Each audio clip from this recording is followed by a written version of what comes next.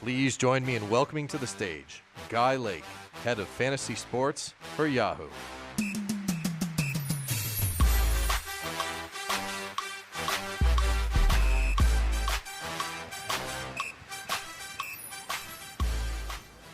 Hello, everybody. Really honored to be here.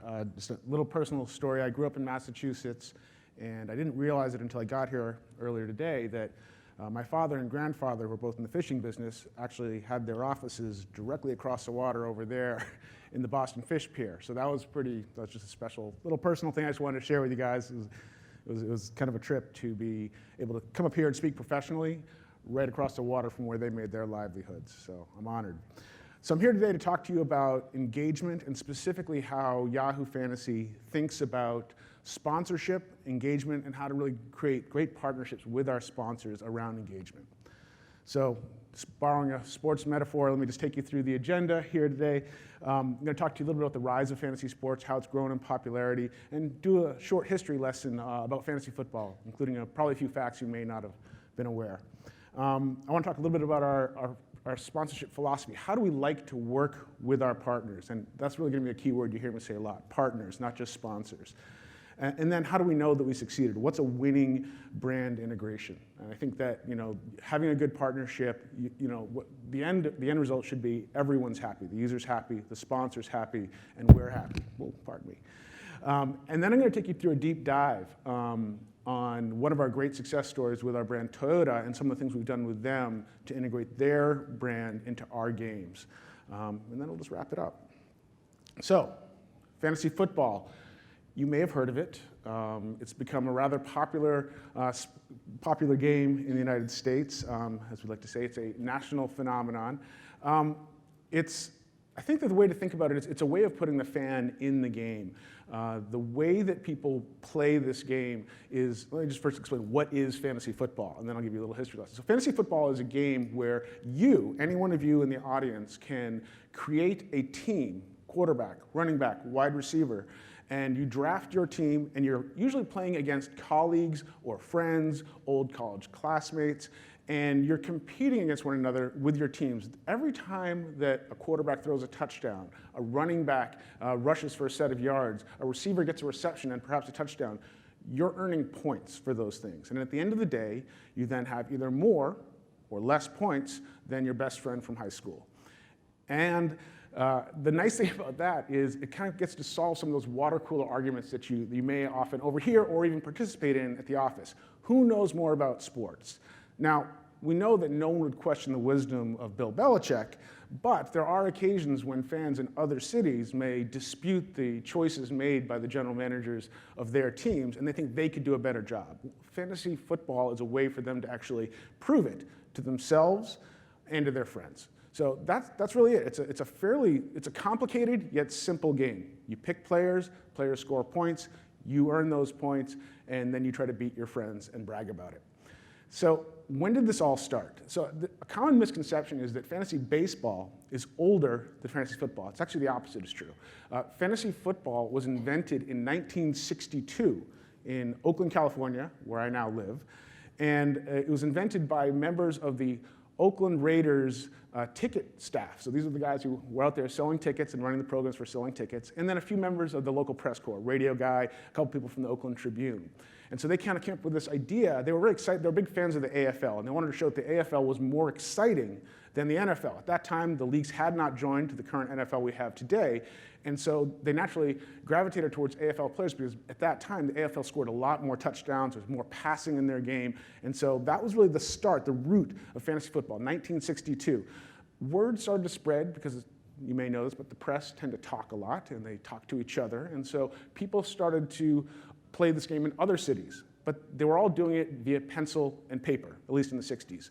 By the 70s, they started moving to these crazy copy machines and then fax machines. But you can see the growth wasn't really that great at that time because the technology couldn't support massive growth.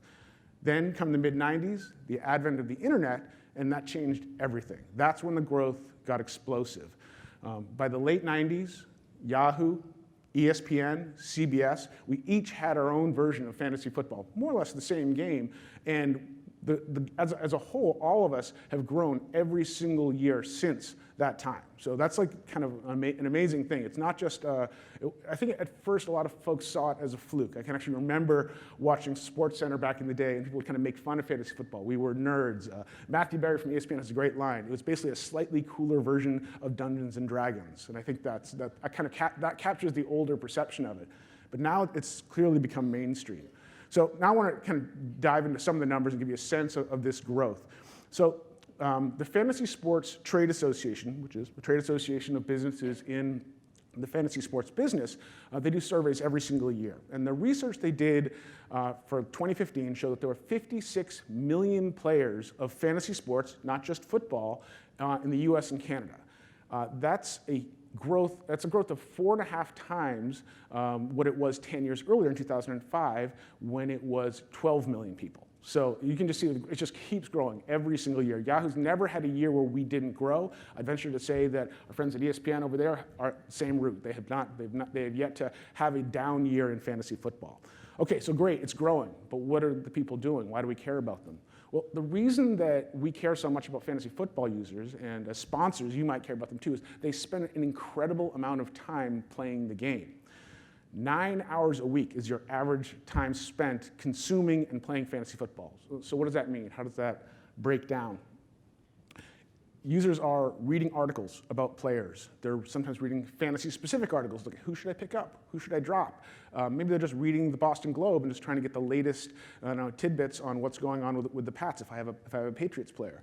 They're checking box scores. They are looking at stats tables to see who the rushing leaders are in the NFL.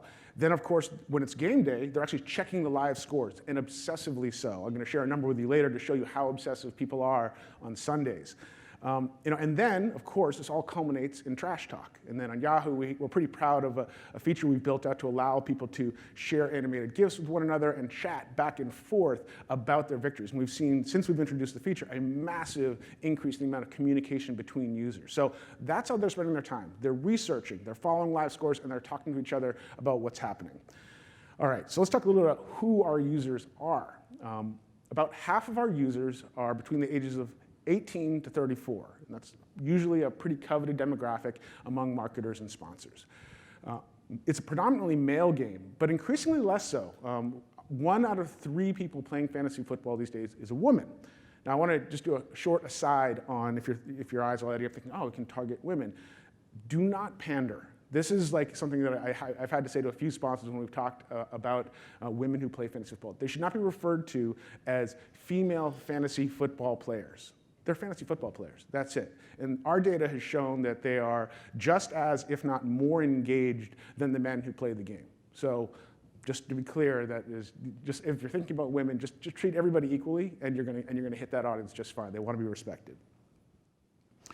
All right, so Yahoo Fantasy. One of the expressions that we use is we like to say that fantasy is part of our DNA.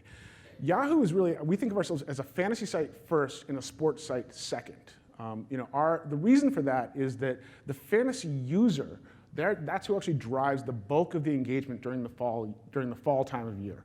So just to give you an example of the kind of engagement I'm talking about, this weekend, this last Sunday, we had, if you counted up all of the minutes spent by individual users in our Yahoo apps on iOS and Android, the total came to 290 years. That's in one Sunday. So that's the kind of engagement that people usually kill for. All right, so now what I'd like to do is I'd like to show you an advertisement that I think does a fairly good job of kind of showing the spirit of fantasy football and why we're so excited about it. Everything okay, Doug? Yeah, did they change the Wi-Fi to who is the worst ever at fantasy? Yes, we did, Doug. And the password is Doug. Okay, well, you know what? That's fine. And it's funny now, but I'm going to be winning a lot. You drafted 4 kickers. Okay. There was a strategy to it. I would love to hear it. Me too. I'm going to book a conference room. Hey, everyone, we're going into the conference room to hear Doug's strategy on why he picked 4 kickers in fantasy football.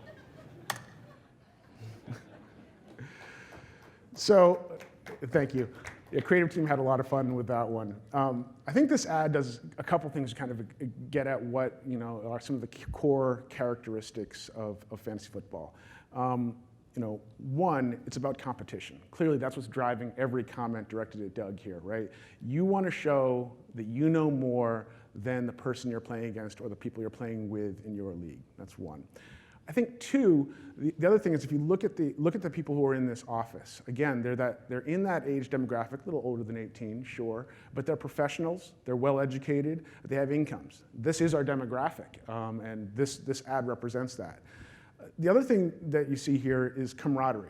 You saw people kind of coming together around this fantasy football league, unfortunately at the expense of poor Doug here, but they were coming together. And I think that's something that is really one of the more powerful things about fantasy football. Last year, our editors ran a story about a group of military vets who have a fantasy football league every single year. They started this league in the mid-2000s in Iraq. And they have maintained touch with one another since they've all left the military via their fantasy football league. Now, these aren't guys who are necessarily sharing their emotions too much with each other or spilling everything out, but every year they get together at the same physical location, hold a draft, and enter the results on Yahoo, and then keep their league going. And so we found out about this, and our editors went out and did a story on them to kind of show it. So I think that to me is like one of the key things about fantasy football. It connects people, small groups of people, often men who aren't good at sharing their feelings, over time and space. I have friends of mine who are in a league with me going back to the early 2000s for fantasy baseball and football. So I think that's just another thing to think about with fantasy football is how it is a forum for people to connect and bind with other people. It's not as grand as Facebook. It's smaller. It's discreet for a period of time, but it's pretty fun, and a lot of people enjoy it. Okay, now the good stuff. Let's talk about our sponsorship philosophy. How does Yahoo think about sponsors? There's really a couple different ways to think about it. You can have your typical ads that run on the right rail or sit at the top of the page that are paid for, but don't really have any real deep integration with the product. It's just an ad just sitting at the top. And these are fine, and we love to get those on our site. They help pay the bills, and they're great. But the sponsorships we're really proud of, and the ones that as a product team we get very excited about, are when a sponsor wants to take it to that next level and integrate with us. And I think that this is something that I'd like to see more of just around the web and on digital platforms, is seeing brands actually become part of the product. It's pretty key, though, if you're going to do that, that there's a shared understanding. As a product, we need to understand what are the sponsor's goals. What's your demographic? Does your demographic map to our demographic? And sponsors should be asking the same exact questions. Is this a demographic that makes sense for us to reach? Is this our audience? And then the other piece of it is thinking about what are the goals of our product? What are the things that we want to achieve as a product? And again, as a sponsor, what are the goals that you want to achieve? And do those things map together? And if they do, then there's a really good chance that you're going to be able to build an experience that's going to drive results. And the next week we'll talk a little bit more about what does that winning experience look like. But the key thing is partnership. You have to share your metrics, share your goals, understand the user base, understand the audience of the sponsor. If you have that kind of open communication before you even sit down at a whiteboard to try to mock out something you might build, then you're much more likely to hit success quicker. And both parties, really three parties, because it's ourselves as the product, it's our user base, and then it's the sponsor. All three parties walk away happy.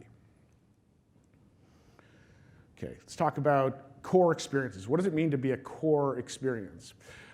If you do it well, a core experience is one that if the user doesn't have it, they're very upset. It's central to their experience on your product. They really fall into two buckets. One is the users it's a core experience that brings delight to the user for things that they're already doing. The other one is a core experience which either solves a problem or becomes indispensable to that user. An example of this is push notifications. So push notifications came along a few years ago, and it used to be, initially, this was just a pleasure thing. Gronkowski scored a touchdown. I'm psyched. That's great. So that was, we're just delighting the user for something that they already do. They're already checking their scores. They got a push notification. They're excited. Now, if we don't send that push notification, they're pissed, and they're getting us on Twitter, and everyone's angry. So what's happened there is you have a core experience that moved from something that was bringing delight, and now has become a requirement. And if you can do that, then you've hit it out of the park. The metrics that we use are users coming back to the site more often or our app more often? Are they spending more time? And how many times are they coming back in a given day? Those are the things that we as a product care about. And as a sponsor, if your name's affixed to these features, you should care about this as well because it's just, again, repeated exposure. And users usually don't go back to things again and again that they don't like. So it's good. Build something users like, and people come back. And therefore, your brand sentiment comes up. All right, so let's get into the case study. The Toyota Hall of Fame. This is kind of the hallmark to me. It's the best product integration I've done for any job I've worked at. What the Hall of Fame is a way for Toyota and Yahoo to celebrate the best fantasy players in the world. Every year, 5 to 6 users of Yahoo Fantasy are drafted into a Hall of Fame class. So in 2016, there's going to be a class of users who will be elected to the Hall of Fame. So just like in the Hall of Fame of baseball, basketball, hockey, etc., a small set of users for their incredible skill at fantasy sports then gets elected to. So right now we're in the nomination phase. So across our apps and on our site, what you'll see is the opportunity to nominate a friend, a league mate, or yourself to the Hall of Fame. Then from that list, it's culled down to a set of finalists. And then later, in late October and early November, we'll have a voting phase. And then users will vote on who they think is most worthy. We'll display stats, give you a little bit of history about each of these people, how many leagues they won, et cetera. And then I'll go behind the curtain and announce the winners towards the end of the season and let people know who won. And so in doing this, what we've done is we've created kind of an aspirational path for users to be great at something that they may not have thought they could be great at. And then even if your aspiration is simply to be great among your own friends, like there's a lot that we do with Toyota to make that happen. I think one of the keys, though, to us to creating this thing was understanding what the user need was for Toyota. What was the sponsor need what did they want us to understand about their customers? So let's talk about Toyota. When you buy a car, it's one of the most important decisions you're actually going to make financially in your life. Home, sure, that's more. College, second. Third, probably buying a car. So what we've done is we've crafted a set of experiences around decision-making in fantasy football, because that's what fantasy football is all about. Who do I start? Who do I sit? Do I make that trade? And then am I rewarded for that? Our users are generally pretty confident people, at least at the start of the season, and they like to take decisive action. And I think that when Toyota looks at that, what they see is they see an affinity where the decision-making process about buying a car, while worlds apart differently financially from taking a fantasy football team, there's a lot of the same kind of thought processes in place where you are essentially being rewarded for making a sound decision. So what I'd like to do now is take you through a few examples of what we do for the Toyota Hall of Fame. First are branded medals, and I hope you can see some of these. The branded medals essentially are medals that we give out to users for doing certain things. For example, if you win your matchup this week, you will win a medal from us, and it's branded by Toyota. The key thing about medals that's exciting for Toyota is it does a couple of things. One, it rewards people for decisions they made even if they didn't win the matchup. Let's take a look at the Toyota Tacoma example here. If your defense scores a touchdown, you earn a medal. You may not have won your matchup, but you won something, and so you can feel good about that decision. The other thing about the Tacoma Tough Defense medal is that it aligns a medal or a specific medal with a vehicle of theirs. So that Toyota has a ton of vehicles, right? How do they get that persona represented inside of a game? Well, typically, when people think of Tacoma, to borrow some of Toyota's marketing speak, Tacomas are tough, they're rugged, and they're surprisingly refined. So what we try to do with this medal was you usually think of defenses as tough. The surprise comes in scoring a touchdown, because defenses aren't known for scoring touchdowns. So in that way, we're kind of hitting on some of the key marketing points of Toyota Tacoma while awarding a medal that people feel good about, because it's always good when your defense scores a touchdown. The next example of a core experience that I'm really proud of is the weekly recap. This one is interesting to me because it actually resonates with me long before I worked at Yahoo. So this actually, believe it or not, was solving a problem. Every week, we send out a recap of the matchup results for your matchup against your opponent. So what that means is you actually get a news article about your fantasy matchup. We work with our partner, Automated Insights. They take the fantasy data that we provide, they generate an automated narrative, and then you become the star of your own news story. So it's something that users have become highly addicted to. If we're late in delivering these, we hear about it. So again, we know it's a core experience because if users miss it, they are angry at us. So where did this come from? Why would you build this thing? Because we saw users were actually writing their own narratives. And then we realized that there's actually this need out there for that. And so we went out, do it automatically for them, and now, like I said, it's a must-have feature for us. It started as a small problem, and now has become an absolute requirement for everybody. So this all culminates in the Hall of Fame. This is the metaphor that binds all this together. If you win your matchup, if you're prompted to nominate yourself for the Hall of Fame, and it's one of these things where you can go to this online destination, you can see the history of fantasy football, like I mentioned to you earlier. You can see your own history as a fantasy player on Yahoo, and you get articles for help. And again, it's a celebration of the best at this game. But it's more than just an online experience. At Levi Stadium, built last year in Santa Clara, we partnered with Toyota and the 49ers to actually build a physical brick and mortar version of the Hall of Fame. It has a virtual reality machine in it. It has all kinds of knickknacks from fantasy lore, including some of the stuff from the Oakland Raiders group that I talked about earlier. It has a throne that you can sit in and get your picture taken. And there's usually a line around the corner for people to get their picture taken in the Fantasy Football Hall of Fame in a football stadium. So again, it's a way of kind of going beyond just an advertising experience and becoming part of the game. All right, so how are we doing? So Toyota's been a partner with us for almost 10 years now. There's a reason for that. It's because when we do a survey at the end of the year, the first brand that our users mention when we ask about cars is Toyota. And they don't just say that they know Toyota, they talk about them in very positive terms. It's an exciting brand. It's a brand they admire. It's one they would recommend to their friends. And with the advent of medals, what we've seen is an increase in engagement with the features that we've built for Toyota. So to recap, I think the key thing here is understand, if you're looking to build a core experience with a product, whether it's fantasy football or anything else, understand the product, know their user base, does their demographic match your demographic?